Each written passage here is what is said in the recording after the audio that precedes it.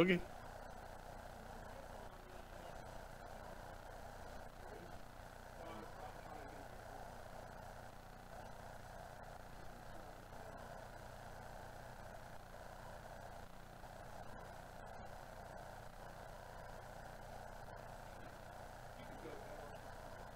We're live?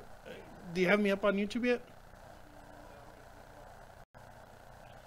Okay, good evening, ladies and gentlemen. Welcome to tonight's episode of Paranormal Encyclopedia. I'm your host, as usual, Kevin Mears, demonologist, paranormal investigator. My co-host, Brian, is currently MIA. He's, we assume, held up by traffic, just because that happens. So you're going to be stuck listening to me prattle on for a while until he gets here. So tonight we're going to continue last week's discussion about the occult aspects of the Nazis. There's plenty that we didn't cover last week, so there's plenty more to do tonight. As usual, I want to remind everyone that this episode is being brought to you by Audible.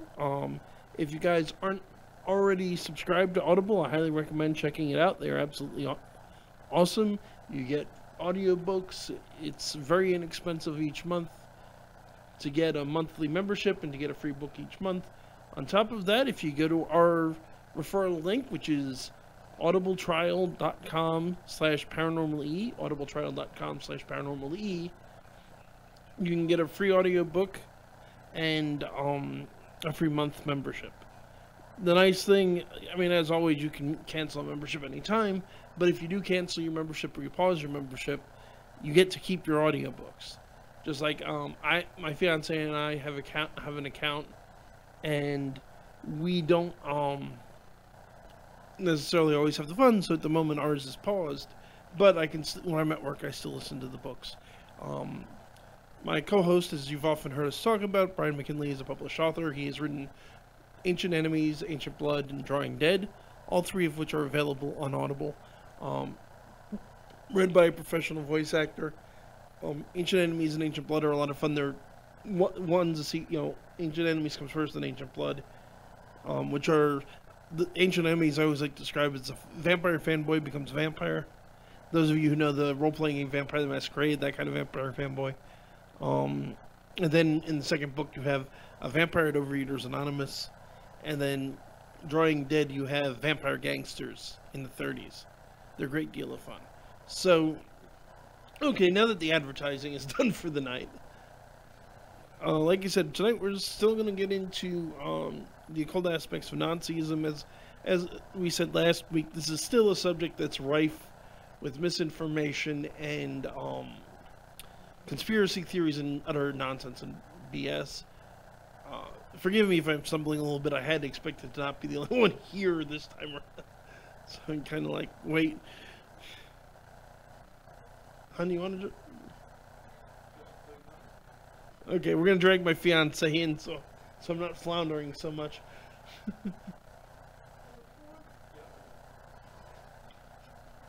Welcome aboard. So those of you may remember from earlier shows, she's been taking some time off.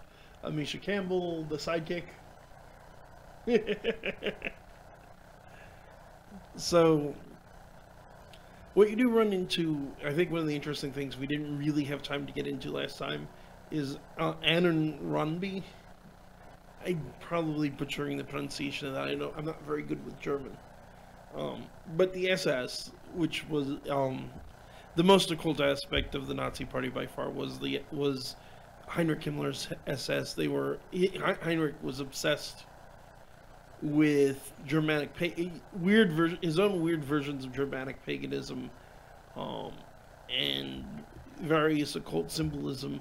He wound up sending archaeologists all over the world to find a number of occult objects. They went, for example, looking for the Holy Grail, which, unlike normal mythology, and if nothing else, I can always get into the Grail tonight.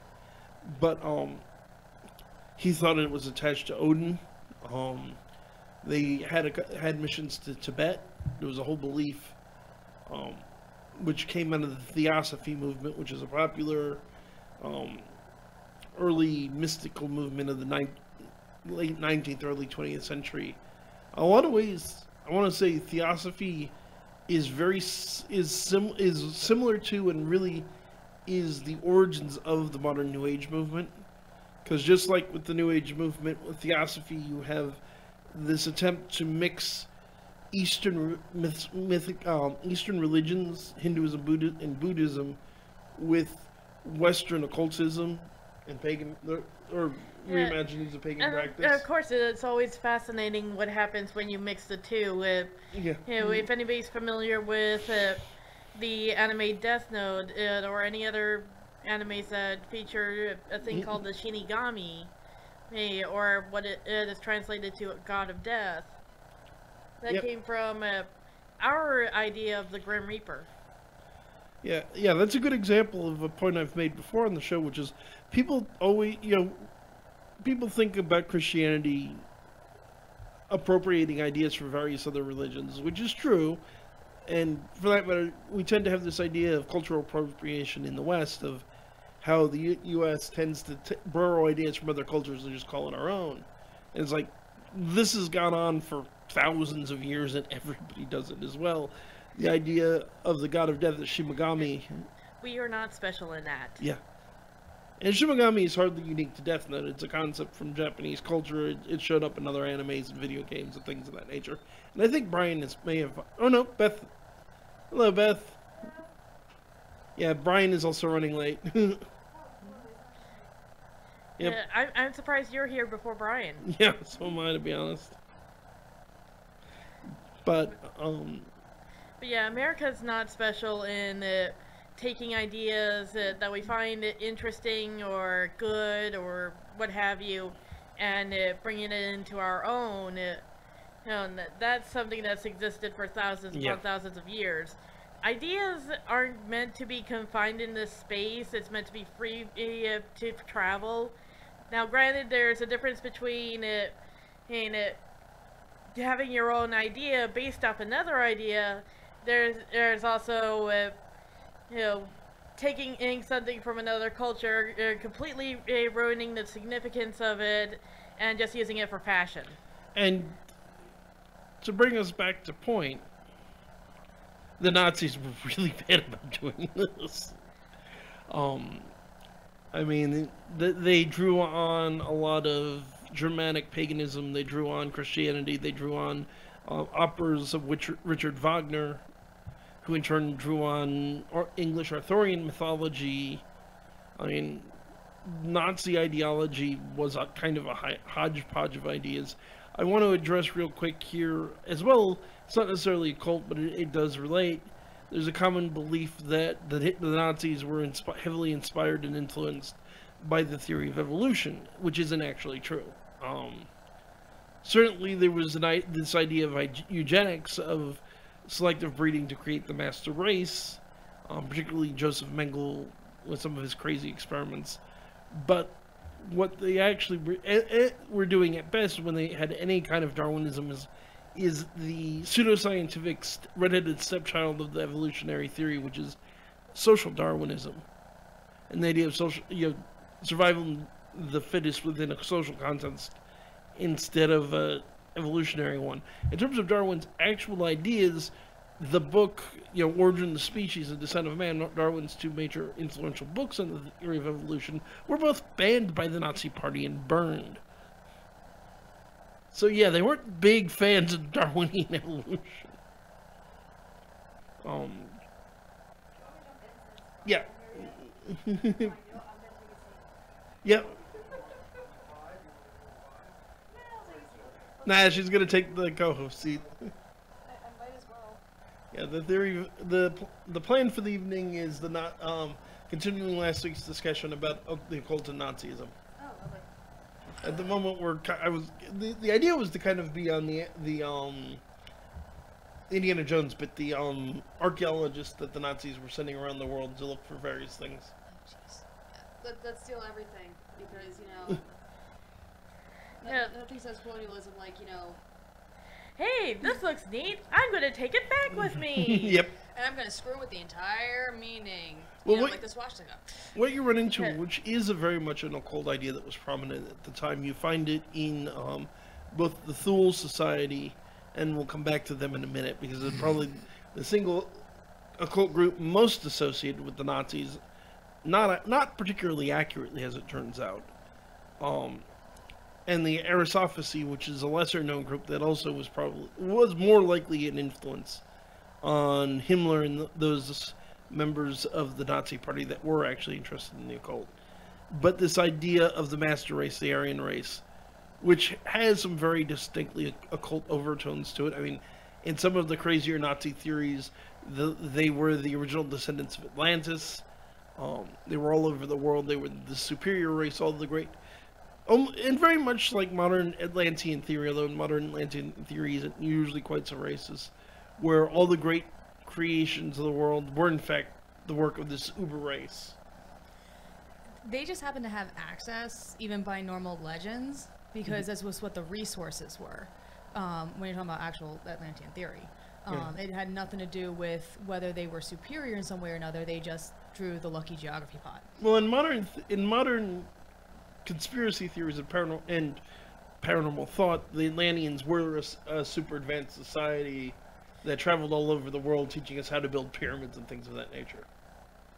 And it depends on who you talk to. Granted. Because the way that I had always sort of took it, as it were, was that Atlanteans, as they were supposed to essentially be, yes, they had some things that were advanced, and most of it was due to the technology that they had, the advances that they had made with their own technology, not necessarily medicinals, but still. And here's the late boy. You get to sit in the James corner. Okay. I was looking for my friend. Have you seen Kyle? He's about this big. Dude. Oh. Amisha, slap him. I can't reach. And I don't have the riding prop. Because I can just go. You should have brought the riding crop. Hello. We've been over this. Yep. Yep. Held up by some events that I did not see coming. You were not prepared. And the puns just keep getting worse. Yes. Bloody I've come and I've brought puns. Actually, it's funny. As soon as you brought up Thule, I couldn't stop laughing because I actually just finally caught up to Supernatural Season 8. When they first introduced it, and I'm like, oh, the golem. Oh, wow, that's actually... This is an interesting take. I like this. Yeah, it worked. Yeah. So where are we? We're talking about the Nazi archaeologists. Oh, cool. And Thule. So, okay, the thing about the Thule Society. There is no Dana, only Thule. That's if you say it with a lisp. Only Thule. My apologies to people with lisps. My apologies to everyone in general for the fact that Brian has jumped on the pun train this evening. I had to contribute something, you know. I showed up late, so. It took quite a bit of concentration. Something about concentration, I didn't catch it. I'm sure it took quite a bit of concentration. Camps of it. I'm so confused. Really? Really, sweetie? Really? Oh. It took concentration. And then, it took a, okay, yeah. The host is feeling particularly slow this evening. You need I blame coffee. the fact that everyone except Amisha and I were late. I've got iced tea. It's as close as I get to coffee. Oh, hot tea, but... I was stuck down in Berlin. Which one? Well, there is a Berlin, New Jersey. Yes, but I know. But it ties in nicely. Is it Berlin, New Jersey? Berlin, PA? Berlin, Connecticut? Berlin, New Island? And you have Berlin, Massachusetts? Germany. In Berlin, Germany. Yeah. Okay, so... There's again so ties- many Dublins in the world. It's like, which one are you talking about? Ties into our... well, if I had come from Berlin, Germany, I'd be significantly later, I think. And we'd expect you to be bringing beer. Yeah, or something, or pretzels. Seriously, if there's no, No, alcohol... beer and pretzels. If you come from Germany and you're late, you need beer and pretzels. Okay. There's no acceptable And excuse. sausage. So, lots of sausage. So, a lot of people have this idea, mostly from a book by a man by the name of Ravenscroft, that Hitler was a member of a group called the Thule Society. The Thule Society is a real occult society that did exist in Germany in the early 1900s, prior to the rise of the Nazi Party. And a couple of members of the party were actually known members. Hitler is not one of them. No, probably Himmler. Oh, yeah. Yeah. He was far more entranced by it. And Hitler did have a friend or two that were members. Sure. Here's the bigger thing in terms of how much influence the Thule Society may or may not have had on Nazi thought. Hitler outlawed the Thules. Which is actually less because of their beliefs per se, and more, he was a very paranoid man. He outlawed most secret societies of any kind. Oh, yeah, because any secret society could quickly become a conspiracy. And they could quickly, go in and wreck you in the face. Which, just realizing, it seems like that's a common trait among mass murderers, is the paranoia. Yeah, I think it is pretty common with... Well, megalomaniacs. I think it's common as a lot of sociopaths. To an extent. And megalomania and narcissism. Narcissism and megalomania especially give rise to feelings of inferiority and paranoia. Most and psychopaths suspicion. and sociopaths are narcissistic, extremely narcissistic. It is one of the defining traits. And if you are extremely narcissistic, it seems like a logical outgrowth, though I hesitate to say that about something as delusional as extreme narcissism, but that everyone else is out to get you. Yeah, well, it's the only way you can explain your failures and shortcomings is that there was a conspiracy or there were people, working against you. And look at the propaganda the Nazis used to justify the Holocaust. I don't think we need to go that far because we're kind of rocketing towards that at this point. Rocketing towards what?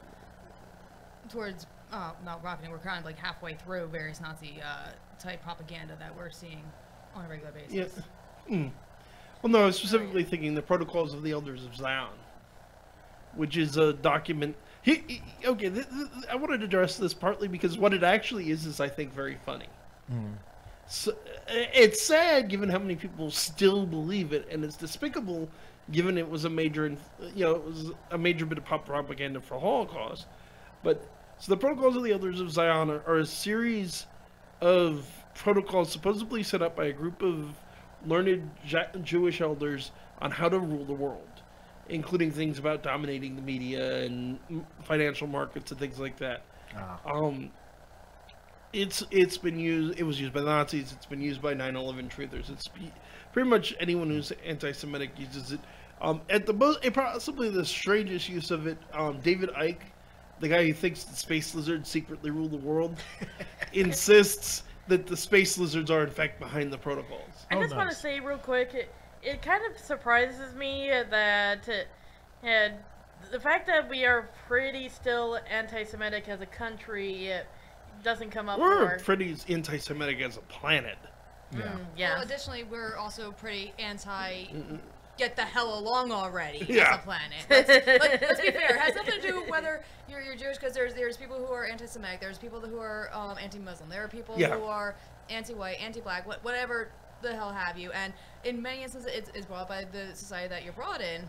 And to be fair, in many cultures, the deck's stacked against anybody who isn't easily identifiable as one or the other. Yeah. Well, and for the record, this show is mostly anti-anti. Yeah, Antifa. But also the thing let's not get political. One of the things with Jewish, especially, one of the reasons that they become such a frequent and convenient scapegoat is because their culture and their religion does teach them to sort of separate themselves and keep separate and have these these traditions that make them not like other people. There's a couple of factors. One big one. I was about to say there's a lot more factors than that. But it's a fear. It's a natural fear of the other. Somebody that's not like you. Brian, there's also a couple of factors that within their own history, a lot of things that we ban today, that back in the day when they first started getting banned, slavery as an example in certain areas when slavery was just not being allowed, essentially, or at least not as obvious, that they were getting in trouble for because they were still peddling, and that's because it just took them a while to catch up to the times and things. Well, there's even more than that. Here's a big one for you. During the plague, a lot of Europe is dying of the Black Death, and the thing is, there's a common misconception about the Black Death that it was spread primarily by rats. It's not true. It was originally brought to Europe by some form of rodent. A lot of modern historians think it may actually have been guinea pigs, not rats, that originally introduced it to Europe. When it got there, it actually primarily spread through coughing and sneezing, and basically it spread the same way the flu did. The thing is, if you caught the rat from the parasite, the flea, you would die in 2 or 3 days, which was about enough time to actually get to a doctor and be seen, so the deaths were recorded. If you caught the flu from the airborne form of it, you could die in a matter of hours. It was that virulent. So people who died from the airborne virus, or excuse me, bacteria, not virus, never saw doctors, and it was never written down. It wasn't until much later when we examined remains and other records that we started to realize, no, wait, this spread through the air. Now the thing is, in Europe, of course, it's fairly infamous that through long periods of medieval history, they thought that bats were actually unhealthy. And there were even prohibitions against washing yourself. In Judaism, cleanliness and bathing is ritualistic and extremely important to their culture. So on top of that part, with the rodent side of things, when parts of Europe have this concept that cats are evil because cats are witches in animal shape, and they killed cats, Judaism didn't have this restriction, so they had cats there to police the rodents. They had cleanliness to police the airborne side of it. They had much lower instances of plague than everybody else. So the rest of Europe is going, wait, why aren't you affected like the rest of us? And that's where some of these ideas about black magic rituals and things. One of the most ridiculous concepts in anti-Semitism, the blood libel, which is still something that people bring up. Supposedly, Jews during their Passover feast used the blood of Christian babies in the preparations. Anyone who knows anything about Judaism knows this is ridiculous. Yeah. Because blood is extremely taboo to them. Yeah. In the Jewish dietary laws, not only do not consume blood under any circumstances. Passover happens every year to thousands, if not millions, of people in the U.S. Yeah.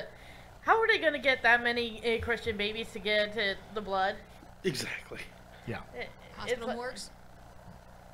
But I'm saying it's hypothetically. You asked. Yeah, but this I'm would not be saying like they're doing it, a but you asked yearly mass. It would be noticed. There's also a third. There would be a mass disappearances of babies, and people would be like, "What the heck is going on?" There's also another problem that you get very modern part of anti-Semitism, which is ironic because it came out of anti-Semitism in the Middle Ages, which is how much influence. It's hard to deny that a lot of people prominent in the banking industry and the entertainment industry are Jewish. A lot of the big names. There's a reason for that, and it's not because they're trying to secretly control the world. That's all they were allowed to do for God knows how long. Yeah, they were And restricted. they were not just that, but they were the professions. only ones allowed to do it, because in the Middle Ages, it was seen as, handling money, and especially like giving loans was seen as extremely taboo. Yeah. Christians couldn't do that.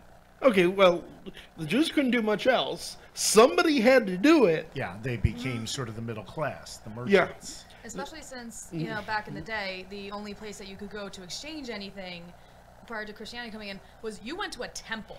And it didn't matter whether it was a synagogue or if it was a Greek temple or something. You went to essentially wherever the local temple was for being able to do so. Now, there were other places where, again, predating Christianity, where you would still go for your exchange currency, but it was still a process. So it, and it spread out. Well, Even a into lot the of Middle people Ages, that didn't- remains true, though. Yeah, a lot of people didn't use currency or didn't have it. They bartered. So if you needed actual coinage for something, you had to go and get it from somewhere. Well, the beginning of banks is partly in in heresies like the Waldensian. No, it's before the Renaissance by hundreds of years. The Waldensian heresy had a bit to do with the origins of banks, but a large part of it was actually the Knights of Templar. Because what you have happened, and sort of interesting, and there's lots of conspiracies about them as well, is that the Knights were a very popular organization in the Middle Ages. And people liked to give them land and give them gold to support their mission. But all of the Knights took an oath of poverty, so they couldn't use the money and the lands they were given. So what would happen is the Knights set up a system where you go to a Knight's outpost in, say, Germany, deposit money, they give you a writ, then you could go to the temple, say the remains of the temple in Jerusalem, where for a time they had outpost as well. You give them the writ, and they'll give you money, they give you money. Yeah. Basically, it was the beginning of checks. They gave out loans, which is the beginning of loans. It's also what ultimately led, in some ways, giving out loans is what led to their downfall, because they loaned a lot of money to King Philip IV, and when he couldn't pay them back, he decided to wipe out the order because he was a bastard that way. Yeah. Yeah, I was thinking more the modern banking and accounting system that the Medicis, kind of started in Italy. In the but they were building on stuff that already existed. It existed, but they really refined it. And a lot of it was run, even in the Middle Ages, a lot of it was run by the Jews because nobody else could do it. Yeah. So, you have generations where they're the only people allowed to do this thing. Guess what? They have a large control of and it isn't, the percentage isn't as huge as people think, but it is a noticeable percentage. Yeah. Same thing with entertainment. Entertainment traditionally has been a taboo thing, acting and things like that were very taboo. Yeah. Well, and some of it is also cultural. Yeah. Well, the thing is, too, even amongst Christians, when they finally started getting... Because when they came to the first conversion, there were still merriment making and things like that during celebrations. After a while, there was this huge crackdown because, well, crap, we had 2 popes. What are we going to do? I am briefly summarizing, don't mind me. So there's a whole lot more here to talk about in a future episode. So when they started getting, the uptightness out of their Bible-y backsides, when it started coming back to, and this is why we had things like the mummers and whatnot, because back in the day, mummers were all male. I think they still are. I think in most areas, I've heard of. I have no idea. But back in the day, it was an all-male, it was an all-boys club. Same thing for when it came to acting or being in the choir or anything. Girls couldn't join the choir no matter what age they were at, even if you couldn't tell what they were when they put on the choir frock. It had to be, you had dangly bits, and if you had a beautiful enough high pitch, they would take away your family jewels. Yep. Because this is now in service to God, and you get one shot. You can't pass that gift on to anybody else because we're selfish pricks.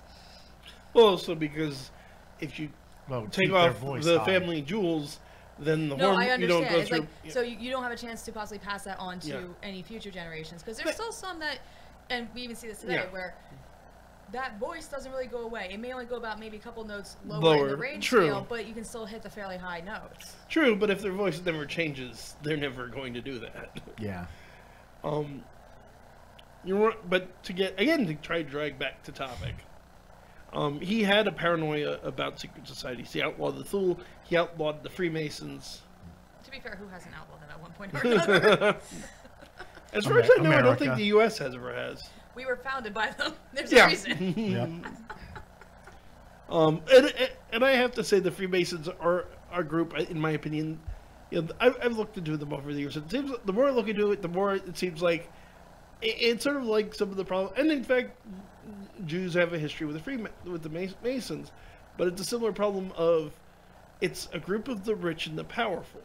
Why do people not like them? They're rich, and why do they seem to have a lot of influence? They're made up of the rich and the powerful. You don't have to be rich to be a member. Right. We have friends that are members that are not like huge captains of industry. Anybody knows anything about social networking? Exactly. Yes, it's also that's another thing. And as soon as you know somebody, if you know their friends, and their friends' friends, their friends' friends. Yeah, there's nothing all that mysterious about it. Their sisters. And additionally, a lot of times when a lot of these groups come together, and the Masons is actually one of them. But their version of what they call mysticism aside, which I've had this fight actually numerous times with one particular Freemason, which is always hilarious. At the time, it seems like their mysticism is more habit than actual mysticism. A lot. I think not at for this all point, members, but in general. At this point, from what I understand, the higher tier echelon rituals, from what I understand, they don't recognize what the original meanings were and what was actually supposed to be done. It's what they were still able to keep together. Yeah. And they're piecing together what they can, and it's probably at this point it's habitual. It's literally nothing more than habitual. It's no. I was gonna say, especially at the lower levels, it's like they. Oh, even at higher levels. Yeah, I'm not shocked that it's at higher levels too, but at lower levels, they're just it's an old boys club for a bunch of rich and powerful people to get together. Not It's when not it this started. evil. That's actually bringing me back. I'm to my talking point about then. today. Yeah, no, by today. Yeah. But a lot of these groups that everybody's like, oh well, you have to be born into Yeah. it, this, that, and the other. And I'm sitting there going, yeah, but when these all came together, like when the Freemasons first came together, the main concept and point, at least that's how it's always been portrayed, is even if somebody has far more experience than somebody who's just come on, you are all treated equally. You are all treated as brothers. And it's like, it was a sort of uniformality, and that nobody was higher than everybody else. And that was the exact point. That no matter what your essential rank was, you did not lord it over somebody else. And that was one of the founding fathers' things that they took from Freemasonry that they wanted to establish in the new country. Was the equality. That idea of or at least brotherhood and relative equality, given that they also the most idea of the of founding merit. fathers supported slavery. Well, yeah, but the idea of Progress takes time. Yeah. Franklin was exactly. against it. If it true. helps. Jefferson was Franklin gets theoretically against it too, but he's still except in enslaved. his own case. Well, yeah, he believed that slavery was wrong, but he wasn't going to get rid of his own and for slaves. how much Franklin was against it goes back and forth. He did own slaves at various points in same his thing life. with Washington. I mean, a lot of them it's questionable. Washington Not with owned slaves. Jefferson. No. Jefferson famously had an affair with one of his slaves. Oh yeah, no, I'm not saying that, That but was I'm rape, saying let's he, be honest. you know, Pretty much all of the presidents had affairs. yeah. No, well, I'm saying in the case of Jefferson, that was more than likely rape. Let's be honest. Yeah. Trying to give the most, it's like whole other topic of getting off and moving way off the show, let alone the topic of Nazi occultism. Yes. But It's Brian's fault, everybody. Yep. Okay. Hey, this isn't. You're trying to say this isn't normal for us to go to tangents upon true. tangents No, but upon this tangents is and then Brian's tangents fault. about It the is tangents. worth- This week is Brian's fault, though. Yes. Let's all talk about Let's- Nazis. I was gonna say Let's also all on talk topic. about Nazis. So Holocaust. So the Talk Holocaust. on my own, Brian. It's worth noting. It's like, because you get flack from deniers and people and more rational people who are just skeptical about it. About how many people died? You hear 6, you hear 9, you hear 12, you hear 5. It's like so. Well, it depends what groups you're counting, but yeah. Most estimates say somewhere between 5 and 7 million Jews were executed. Mm-hmm. But on top of that, somewhere between 3 and 6 million people who weren't Jews were also executed. Exactly. Yeah. That's This the other- includes the Romani, Mhm. also known as gypsies, Poles, Poles, Czechs, communists, Mhm. Homosexuals. Lots of communists. almost Anybody who wasn't heterosexual, essentially. And got pissed people off. with the most disabilities. overlooked original choice: the disabled. Yeah, the Yes, disabled. the It originally physically or started as an mentally attempt to get disabled. rid of the disabled. It was an attempt at eugenics. It was an attempt to get rid of disabled, particularly yeah, people the with born with genetic. And the thing is, genetic I defects could of actually nature. consider you disabled on absolute bullshit science. So we're Oh, gonna yeah. go into the land. Just of about Bullshit. everything they did was absolute Well, bullshit. no. There's a specific level of bullshit science. So back in the day, this was actually a considered form of forensics, where when they took in a perp, and this was over in England, where they would like measure out your arms, your height, and everything Oh, else, yes. and thought that was unique. The problem they Recidivism. kept running into Yeah. was that there's so many people who fit these physical descriptions, dear God. And so a similar concept was that of the skull. Skull shapes, skull bumps, shapes, phrenology. Phrenology, Thank you, yeah, phrenology, which That was for a completely lot of bogus. people, where if they weren't actually disabled, they would go taking to that. And even though the person could have gone to the highest college within Yeah. Germany or outside and brought back, and prior to the rise have contributed quite a bit, that they would be considered mentally unfit and would be sent off. And this is the other thing people have to remember about the Nazis. As horrific as what they did was, their ideas are hardly unique. No. Phrenology No. was a Here's- big deal Here's at the a time. scary, That was scary going since thing. the Those 1800s. IQ Yeah. tests, not standardized IQ tests, were used to basically sterilize a bunch of minorities because they couldn't answer these particularly rigged questions. Yep. And rigged is an understatement, you because know- even with some of the tests that they have now, and this is because I've seen some of the ones that are coming out from certain groups, and this is from job applications and whatnot. Yeah. The way that they go about it, they overcomplicate with phrasing, because they don't use simple language. Yeah. You might as well be trying to read the Constitution beer goggle drunk. With some of them, and especially with the way that they're formatted, where it's not a range anymore. You have to pick one or the other, and you can get things that are totally conflicting with what you want, and it's like it gets ridiculous. Yeah. Yeah. And it's like it's forcing you one way or another to force yourself to degrade yourself in some instances, or overput yourself on a pedestal for something or another. Yeah. Because it'll come up with things that are totally opposites, kind of like the and/or challenges that Reddit had back in the day. Like, is it a bunny or is it roadkill? Yeah. And then as it went, it would get ridiculous. And a lot of them really don't show much by the way of what your competencies would be when working alone, when doing this, when doing that, you know, how you are as a general individual. Yeah. And then you have the standardized ones that you see for if you're applying to, say, Target, Toys R Us, anything like that, where it's all the same form. And the only way, and it's rigged. So the only way you know how to do it is you put in the kiss-assiest answer, and it's the only way to get through.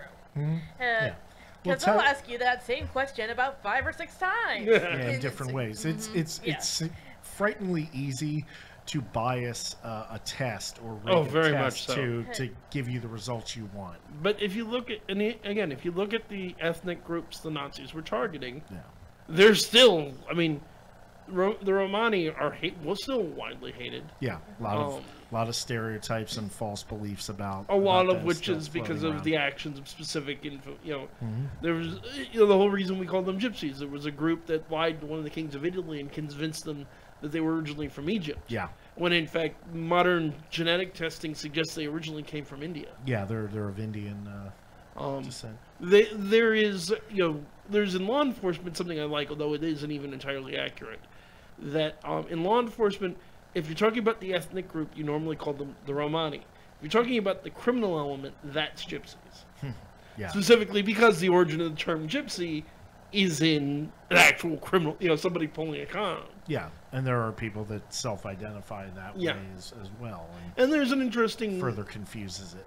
Romani legend about how... and there's variations of it, but supposedly when Christ was being crucified, the Romans went to various blacksmiths and asked them to make nails, and as several of them flatly refused because they knew who it was for, and then finally they went to a gypsy, and the gypsy didn't know anything, didn't know the local politics, didn't understand what's going on. It's like, okay, forge them, and then the nails cry out to him and tell him, it's the Son of God who is to be crucified. And he deliberately leaves out one of the 4 nails. Or in some versions of the story, a child steals one of the 4 nails. Steals one, yeah. And because of that act of kindness to lessen Christ's suffering, they're exempted from the commandment against theft. And that having done a little research out of natural curiosity about mythology, apparently that is a legitimate Romani legend. Yeah. But the majority of Romani aren't thieves. No. It's a specific sub-element of the culture. Then there's also, they're somewhat isolationist. They have very important traditions about cleanliness. Yeah. Both in the literal sense and spiritual senses, in contact with outsiders. Yeah. That makes them distrusted. They tend to be very tight-knit. Yeah, they don't want to. They won't go to like a hospital and when they're one of their superstitions involves the magpie, which to anybody who doesn't know what a magpie is. It's a bird that likes really, really shiny things. Yep. And so they would actually cover their, keep their head covered and make sure that their hair didn't fall on the ground if it came off or anything like that, because it was considered bad luck if a magpie took your hair. And that would essentially put like a decent sized curse on you, or not curse, but you would just have a string of bad luck. Or it could be used against you in magic, things like that. Well, that's common, not just all over the world. That's especially big. It's common because it's also the same as knowing that's similar concept of it's essentially sympathetic magic, like voodoo, things like that, or same thing of if you know something's true name, you can command it. Well, I would say, just because I'm a pedantic pain in the rear end, specifically the or the voodoo doll, not just voodoo, because voodoo is so much more than sympathetic magic. No, that was one example that most people know about. And more properly, again, hoodoo, not voodoo. Hoodoo is the magical tradition, voodoo is the religion. They are not the same. Again, I'm a pedantic pain in the rear end. I'm aware of this. Hoodoo? Voodoo? Well, again, Are we tangent, gonna be singing David Bowie now? tangent time, and apparently this You do wasn't, hoodoo, voodoo? because I was curious, this was an accident. There is some legitimate truth to the famous line from that wonderful movie, Labyrinth. You know, you remind me of the babe. What babe? The babe with the power. What power? The power of voodoo. Hoodoo. Hoodoo? Yeah. You do. Now, like I said, in voodoo is a religion. It's a syncretic religion. This is definitely a topic for its own. Sure. Maybe next week, voodoo. Voodoo and sympathetic magic and all that good Next, stuff. okay, so next, real quick, I'll do this real quick, and then next week we'll do a whole topic on voodoo. But in voodoo, you have the religion, which is a combination of African animistic religions and Christianity, particularly Catholicism. And then you have hoodoo, which is a combination of African tribal magic and European witchcraft and some other things all lumped together. Many This is the real simple voodoo, version. many but not all practitioners of voodoo practice hoodoo. Not all practitioners of hoodoo practice voodoo. But we'll get into that more next week. We are well past the hour mark when we usually give it out, so I want to give out the phone number in case anybody would like to call in and join this chaos. 609-807-2492, 609-807-2492. Come and sing your best David Bowie. Or, ask us something about Nazi occultism. Yes, I'm trying to well, think, that would be nice, is there too. any major topics we haven't hit on yet? As far as Nazis and occultism, I was trying to think about that on the ride up. There's some weirder. Some of the rituals the SS got into are really weird. I mean, they talk about the werewolf units. Yeah. But- Hitler had a thing about werewolves. Apparently, Well, like to be his. fair, that's like a main staple of German folklore Yeah. right Yeah. there. But I mean, Hitler apparently himself, like his house and his base was called the Wolf's Lair. Yep. He had Operation Werewolf. He had just references to entire group werewolves of- all throughout the Third He had an Reich. entire unit that were essentially just called werewolves. Yeah. So that's not actually that much of a surprise considering how powerful these mythical creatures were supposed And to there, be, and there that's just was because of what it would inspire.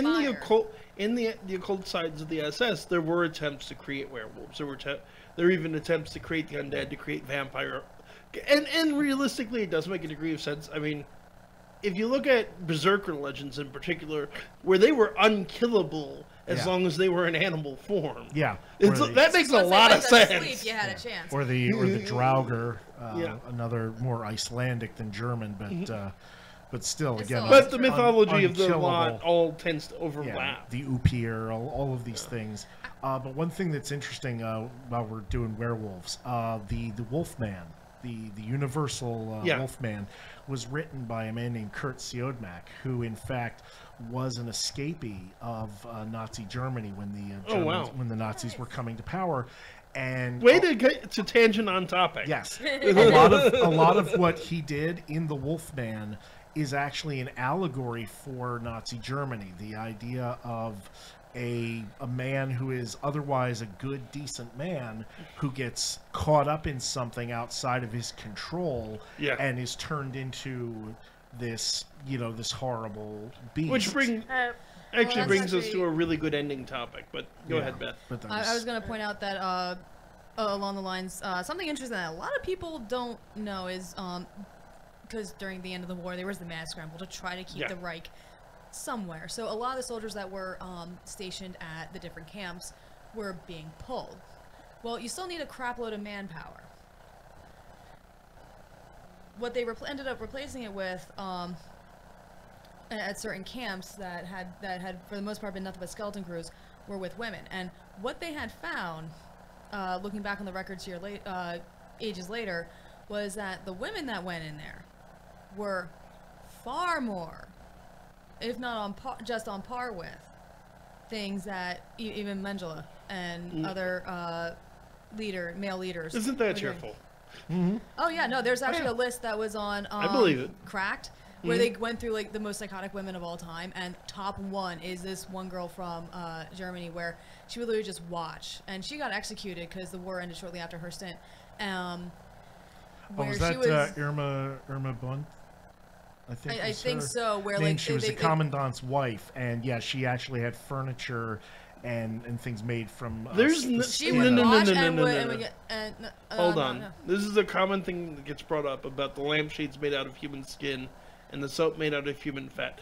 They have never, no historian has ever found an example of any of that furniture. Most historians consider it a myth. Okay. Well, no. He's talking about the rumor, but I think it's tied to the same woman. But That's she why- was, Yeah, it is. She was very Because I know who Those you're are probably talking stories about, that were told but it's about worth her. commenting No, it was actually. Okay, that so maybe historians that's not consider accurate. that they even call it to some extent Holocaust porn. It's Okay, things that are getting it's now. apocryphal. This is worth mentioning as well because it relates to this. The Commandant of Auschwitz. The movie Schindler's List was incredibly popular.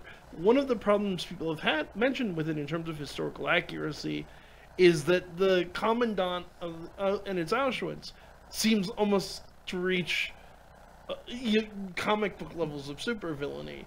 Just getting up in the morning and shooting prisoners for his own sick That wasn't amusement. unusual. Yeah. Well, not just that. He was the actual man was such a sadistic psychopath. They actually toned down the things that he did because they thought if they showed everything, showed all these things we know he did, like having a private torture dungeon Yeah. for his own sick amusement, people wouldn't believe it. They'd think they made him less evil for the movie because they didn't think people would believe that somebody could be that psychotic. Yeah. And sadly, the depths of which humans can sink is very scary. Oh yeah. But the actual comprehension of it when it's put in your face by any stretch. I mean, there's. Which is, I think, there's a couple of reasons why people deny the Holocaust happened. The one I have no sympathy for is a lot of deniers are just anti-Semites. Yeah. They believe they know in my opinion, most of them know the Holocaust happened. They just want to make Israel look bad, so they say that the Israelis made it all up. No, Israel's had its own points at various points of years of doing it themselves. What they do themselves is one thing, but something that was completely out of their control when it came to the Holocaust, that I will not begrudge them. But Yeah. and for the record, while I generally support Israel, I don't support everything that it does. But that's getting far, far too far into politics. Yeah, especially current politics. Yeah. Yeah, no. But there's a couple of big issues Palestine did. here that I think are important to address. The reality is we have more evidence that the Holocaust happened than we have for the Civil War. Well, yeah. There is. I would hope so. It happened That's because sooner. the Nazis were notorious for recording everything. They wanted everything for posterity. Well, the and minutes of the Wannsee Wannsee Commission where they decided this final solution exists. Yeah, not to mention the Allies when they came in and invaded and liberated camps. One of the Plus everything smartest recorded things everything. Eisenhower did is he made sure that every time they liberated a camp, he sent photographers with them to document what they found. Exactly. That you will hear deniers say that, they never found evidence of the gas chambers. Yeah, they did. Oh God, yeah. They found have found the mass graves. Mass graves They've after found. mass graves, yeah. They have found buildings saturated with Zyklon B, the primary poison gas that was used. They this is all well documented. Do not take my word for it. Google it if you don't believe me, because I think one of the other reasons some people tend to not deny the Holocaust but question the numbers is it's hard to wrap your head around 9 to 12 million people being brutally murdered for idiotic reasons. And you know what? I have a lot of sympathy for that. There's the famous quote from Stalin that one death is a tragedy, a million is a statistic. Yeah. It is hard to wrap your head around the mass murder of millions of people for stupid reasons. There's no denying the reasons are stupid. But the sad truth is it happened. Yeah. And it wasn't the first time there was a genocide. The Armenians, what the United States did to the Native Americans. Yeah. It's not the last time. Things that have happened to Rwanda and Africa. Goes back to the Romans. I mean, even before then. Essentially, there have been genocides all through history. One quote from Prophecy 3, if anybody's seen it. Good. I actually like Prophecy. I like Prophecy 3 quite a bit. Yeah. Third one's not bad. But what's his name? Puriel? Or Uriel or something like Puriel. that? Puriel.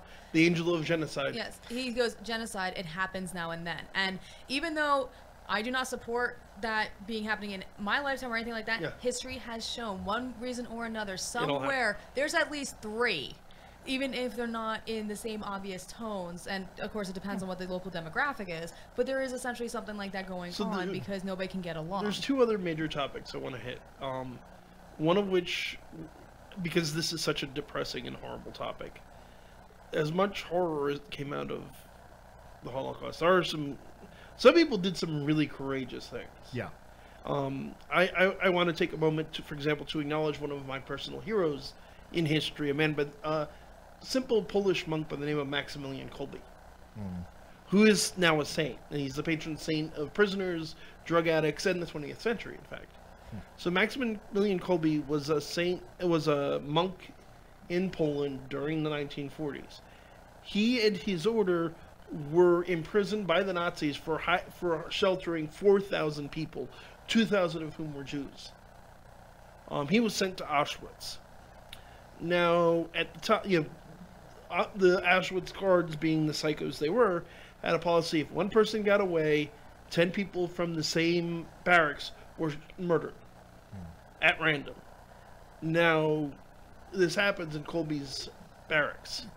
One of the Jewish men there started screaming, "My wife, my children." He still had wife and children alive in the camp. Kolbe stands up and says, "Don't kill him, kill me. I'm just a worthless old priest." They take the 10 men, they put them in isolation for a month to try and starve them to death. A handful survived, including Kolbe.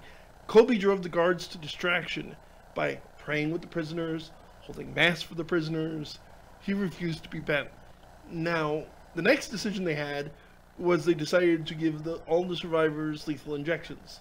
That didn't kill him either. They finally threw him alive into the crematorium. And to Kolbe's credit, when he was canonized by Pope John Paul II, the man whose life he saved was there. He survived. He saved that man's life, and the man's outlasted the war. There was the effort by Pope Pius XII to sign a deal with Brazil to take thousands of non-Aryan Catholics, refugees. That the ink wasn't even wet. Yeah, and he had a huge. Which is why Brazil turned it down. It's and I've heard this misstated. It is not the Catholic Church that reneged on the deal. It's Brazil that reneged on the deal. They didn't want to get into it. They didn't want to piss off the Nazis. It's not hard to imagine. That's understandable, but the thing is, too, I find it rather hilarious that at this same time, the Pope had this huge bounty on his head. Not, strangely enough, not by Germany, but by Mussolini. And there were two there were assassination attempts by Germany as well. There were, but the two that were from Mussolini. The first one, an entire military regiment was told, just go up to go up to Rome and get outside the Vatican. Wait for your orders there. They get up there, and the order comes in: kill the Pope. And the guy's like, no. That was one of the few times somebody was able to stand up to him and not get themselves killed. Yeah. Now, Mussolini's like, okay, fine. So he has a bunch of sneaks in there. They literally came up with the most mundane reasons as to why it's like, oh no, it's a feast day. We can't kill him on a feast day. When isn't there a feast day? For Catholics, exactly. Every day of the year. Yep. Or usually some of them a couple of feasts. Like, I'm just like, it's too cloudy. It's not gonna be bright enough to kill the Pope today. Oh, it's too hot. He's gonna be suffering. You do think that his commanding officer at one point is like, so what's the reason you can't kill him today? The stars are wrong. He already knows. He knows that there's gonna be a reason. It would be more romantic. What's the reason today? Stupid bullshit. I'm exaggerating some of this at this point, but it was insignificant. It's like you're not exaggerating by much. Is the thing. It's like little things like this, and Mussolini couldn't do a damn thing, because what's he gonna do? Charge into the Vatican, grab his spy by the collar while he's probably in the middle of doing a confessional, pretending to be a priest? Yep. What else are you gonna do? But you were also running into other things. The broadcasts that the Pope made during the time that actually provided useful intelligence to the Allies. When the Nazis demanded a ransom in gold to keep the Roman Jews out of the concentration camps, the Vatican paid it. And there are thousands of others. There's guys like Oskar Schindler. Yeah, Oskar Schindler, kind of famous who now, saved thousands of Jewish lives, and then ultimately, in his, after the war, he didn't have a single business that succeeded. He basically lived on the kindness of the lives that he saved, but he saved tons of people. Yeah. There was another guy that they I saw footage of. They posted it. Oh, for all the children. Yeah, all the Yeah. children that the guy had saved secretly were in the audience of this show, and they kind of surprised the guy and Out told of his out story. of the Forget his name. unimaginable evil of the Holocaust, good did come. And The single light shines brightest in the darkness. there's a final thought I want to get to, because we're running out of time, and I think this is important because last episode when we talked about this, I talked about Hitler and some of the other major members of the Nazi Party, in my opinion, being possessed. And I stand by that statement. I believe it's true. I believe Stalin was as well. But there's something important to realize. Well, I certainly think there's a case to be made that people in power eventually became possessed as a result of their crimes. And again, remember, it's the cause. It is the effect of their crimes, not the cause of their crimes. I'm not trying to justify what they did. That it was out of their own control. It just got exacerbated. Yeah, but there are many rank and file soldiers under them that weren't possessed, that weren't under some sort of magical influence, that chose to do what they did. The thing to realize, there's a concept that got brought up last time, and it's an important concept called the banality of evil. What you have to understand, and it's such a hard thing to wrap your head around, look at Heinrich Himmler. He was an evil bastard of a man, but when he went to the concentration camps and saw what they were doing, he was in bed sick for a week. It made him physically ill. Yeah, he threw up. He literally, he writes in his letters to his wife about how horrific he found the whole thing. But he went back to signing the orders. It didn't stop him. Yeah, and Well, most that's of when them, he they hung under didn't the whole, they didn't see rank and themselves file as defense. evil men. Yeah. They saw themselves as Good Heroes, soldiers. actually. doing a difficult, patriotic duty that was going to eventually, More than that, they thought, be What it be boiled down to was they vindicated. were following orders, and Yeah. that Well, that when was the that rank came and in- file. it's and more then than when it- that, even though. Well, Yeah. that's what I'm talking about during the war crime trials afterwards, for those they could round up. Yeah. And that was the most prolific answer, and just got to the point where Peer pressure is a terrible thing. People get caught up in these It's movements and they it's lose not just themselves. peer pressure. Yeah. It's also the fact that what the cost Sometimes of it's in saying your own mind, you do no what you're told. is steep. It's both. But even They will kill your family in front of you and then kill you. even more than that, it's also the nature of Hitler was smart. Well, he was stupid in many ways, but he was smart about some things. He was He cunning. picked targets that were already mistrusted, that people already didn't like. He fanned existing prejudices. Yeah, he didn't make any And of that stuff up. When you're telling people, and keep in mind, when Hitler rose to power, Germany was in a severe economic depression. Oh yeah, yeah, it was still in they that had been ring of fire. They had humiliated been in World screwed- War One. They were. Oh, Unfa- the inflation afterwards. Let's be was clear. angry as Oh, hell. Let's be clear. Oh they yeah, were, they were France sticking, unfairly humiliated Germany in with World the War bill. One. Basically, at the end of the war, despite the fact it was by no means entirely their fault, the Allies stuck Germany with the bill and the blame for the war. Yeah, Specifically, from my understanding, it was France. In general, yeah. In particular, They may the have ones they had to spearheaded it, pay but out all the to. allies had All the abandoned that. allies played a role in it, but the ones they had to pay Because- out reparations to were France. And because of that, the inflation that hit Germany while they were trying to make sure they could get those funds. Yeah, together, 'cause basically it was they just poor printed planning on money how to to pay repay it. back. And so they inflated so much that the money literally became useless. There's actually pictures of children using stacks and bricks and bricks and bricks of money, and they're literally making like proper doll houses or houses like little 3-5-year-olds play house in as part of their toys. And this is what Hitler rose to power in. It was an economic severe depression. People were desperate. People couldn't feed themselves. He gave them someone to blame their problems on. Yep. He gave them someone they already didn't like to blame their problems on. He rallied them. He started a massive military-industrial complex that actually, I hate to say it, but it did turn the economy around. in the short term, yes, it did a huge Oh no! revitalization. At a certain point, and if Hitler were Slave assassinated labor works early, wonders for a depressed economy, I'm yes. sorry to say. Oh yeah, so does war. It should, Yeah. and I mean, another the thing U.S. is- got pulled out of the depression. A largely successful because of war World is War One, pretty much too. always good for And the they didn't even economy. want to get involved well, with the second especially one. with the way we handled World War II. Yeah. You know, with everybody pitching in and It's how we became kind of a powerhouse. But the problem, the hell is that? Motorcycle I think that was a outside. car. That reverberated like crazy. But the thing is too, with there was a huge social shift as well, which for better or for worse, that's also been a huge contributing factor of how we're going. But the thing is, it's also turned by some people's and by actually a majority of people's understanding of how our military power just keeps growing and growing and growing and growing, that it's essentially turning nothing to a war hawk machine. Well, yeah. Again, you run into the situation of this. What the Holocaust was real, but it also wasn't the work of demonic hordes. It wasn't the work of giggling supervillains. It was the work of desperate people in a desperate situation who decided it was morally acceptable to commit mass murder.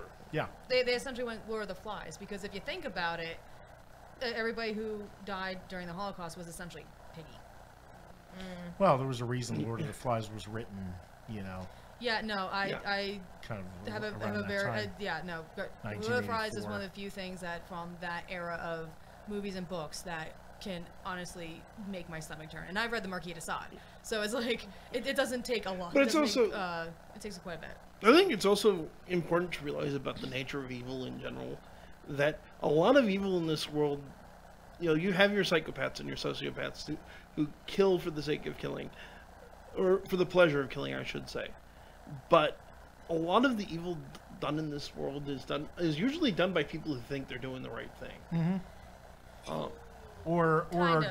doing what's Or they're good taking for Or them. they're doing the best, the best, the lesser of two evils. They're doing the right. A lot of I think a fair number of the Germans that supported the Nazis thought this was the best thing for Germany, and this is they were saving the amongst world general from the populace, Jewish. yes, but somebody who's literally going. Yeah, into I'm that not talking. spotlight- I'm not talking about the big players. I'm not talking about the. But when you look at thieves in particular, oh well, I need this. I need the bread. I need the money to get through the next week. They don't. People don't see themselves as villains for the most part. There's people don't want to see themselves as villains. one of my favorite ethical philosophers, Immanuel Kant, makes a very good point as well that I want, and which is what I'm kind of touching on here, that the nature of evil depends on a couple of things, and the truest, purest form of evil is what he called extraordinary or even diabolical evil, which is evil committed for the sake of being evil. Yeah. Humans do not commit evil for the sake of being evil. There's always motivation. Even in the worst psychopaths and sociopaths, they take sometimes sexual pleasure out of committing murder, and that's why they don't kill because they want to kill. They there's you want to understand. Yeah, we need to wrap up, but realize people generally do evil things for reasons, and to go, oh, this is because of some supernatural force or some ancient occult society, does a disservice to the victims. That's going to wrap it up for tonight. Remember to tune in next week, 6:30 to 7:30, when we're going to be covering voodoo. But that's it for tonight. I want to say good night and God bless. And Live long and prosper, everybody. Yay. Yay! That's a good one. Yeah. Live long and prosper. I like that. yay. Yay!